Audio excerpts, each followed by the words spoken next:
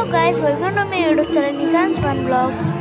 আমার তো মহালয়ার দিন থেকেই পুজো স্টার্ট হয়ে গেছে। আজকে আমি শ্রীভূমিতে গেছিলাম। আমার মা, বাবা, পিসি, পিসেমশাই আর আমি।